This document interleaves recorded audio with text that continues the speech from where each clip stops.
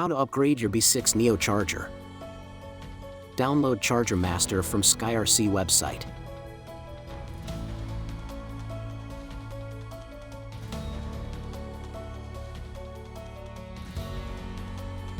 Unzip the software and install it.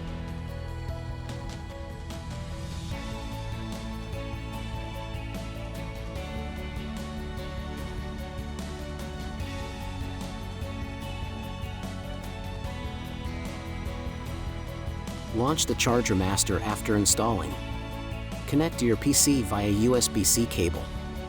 Hold the plus and button simultaneously.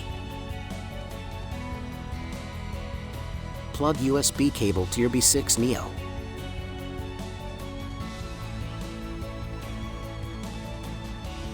Check for new version firmware. Click to update. Wait for the process to finish. The process takes about 3 minutes.